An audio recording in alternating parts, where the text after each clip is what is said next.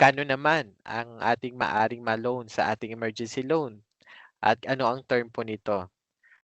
So, ang loan amount is equivalent to the average ng inyong 12 latest posted monthly salary credit o under the regular SSS program. Bawat contribution po ninyo sa SSS ay may katumbas po yan na monthly salary credit or yung bracket niya. So, kukunin po natin yung average ng last 12 latest posted monthly salary credits, rounded to the next higher MSC or amount applied for, whichever is lower. But the maximum amount ng pwede natin ma-avail sa emergency loan ay 20,000. The net amount of the loan shall be the approved loan amount less the outstanding balance of any previous emergency loan or calamity loan, if applicable, with a minimum net proceeds of 1,000, maliban sa ating mga kasambayan and household employees whose loan proceeds must be greater than or equal to 100 pesos. Okay? Interest rate. Okay, sa mga first time mag-a-apply ng emergency loan, ang interest rate po natin ay 7% interest per annum based on your diminishing principal balance o sa Tagalog, base po sa inyong lumiliit na pinakautang sa SSS.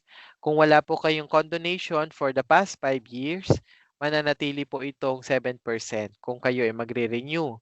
Samantala sa mga miyembro naman ng SSS na may availment ng condonation for the past 5 years ay 10% ng ating interest rate per annum. Yan. May tinatawag din tayong annual effective interest o AEI. Ito po ay 7.3% to 7.39 depending on the number of days where the prorated interest ay nai-apply po sa inyong loan. Kapag meron naman pong penalty condonation application for the past 5 years, ang inyo namang EIR ay 10.06 hanggang 10.58%. Depende pa rin sa inyong prorated interest kung saan po ito nai-apply. Okay. Next po natin. The interest accumulated from the loan date to the end of the 6-month moratorium will be included and distributed equally in the monthly amortization.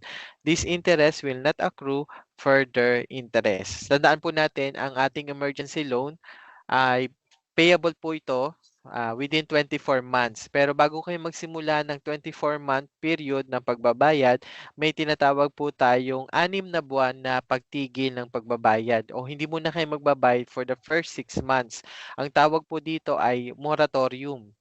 Meron po tayong 6-month moratorium and then after po ng 6 na buwan, ay magsisimula na po kayo ng pagbabayad for 24 months. So makikita nyo po parang lalabas na 30 months to pay siya. Pero yung 30 months na iyon, yung first 6 months niya ay hindi mo na kayo magbabayad.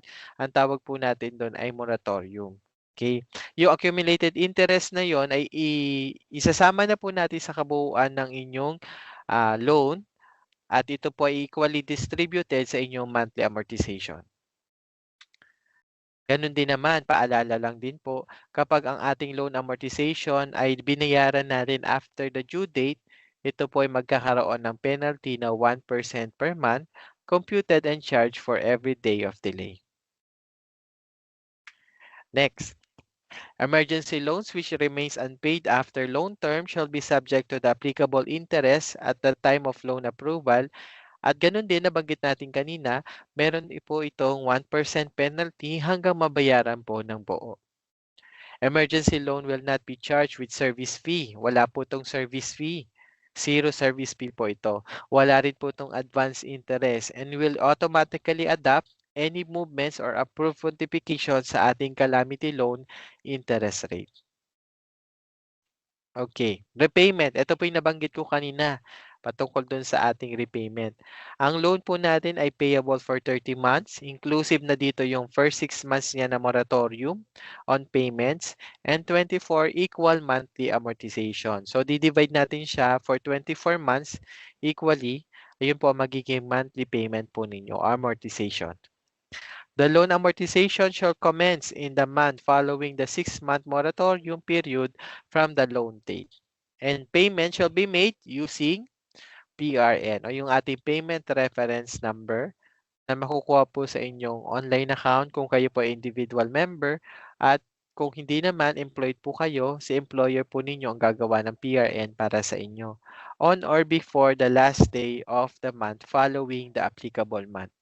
So halimbawa po, ang magsisimula na kayong payment ninyo, halimbawa, magsisimula kayong February 2026. Example lamang po, ano, ang deadline po ng pagbabayad po ninyo kung babayaran nyo ay para sa February, ang deadline ay huling araw ng March 2026. Ayan. On or before the last day of the month following the applicable month. Okay. Release of emergency loan proceeds. The loan proceeds shall be released through any of the following. So kung meron kayong active MySSS card, sa mga nag-avail po ng ating MySSS card sa inyong online account, or kung meron kayong registered at applied na UMID ATM Pay card, dito po natin ipapadala ang inyong emergency loan proceeds o yung makukuha ninyong loan proceeds po natin. Or kung wala naman, sa inyong active single account na PesoNet accredited, kung saan nandun po yung pangalan ninyo at enrolled po sa inyong MySSS account. Okay lang. Updating of members' home address during ELP availment period. Members who update their local home address at any SSS branch office or field office shall not be required to obtain a CLRN. Okay, ito pong CLRN ay ginagamit po during the time ng calamity loan. Ibinibigay po ito ng SSS officer sa ating mga branch offices. Pag kayo po ay nagpunta sa ating mga opisina, nagbibigay po ang aming mga kasamahan sa SSS ng CLRN na tinatawag. Ngayon po, dito po yung mga mag-a-update ngayon ng kanilang home address sa mga branch offices at field offices po natin, hindi na po i-require ito sa inyong application. Okay, paano po mag-update ng address? Kailangan nyo lang po mag-fill out ng ating SSS form E4.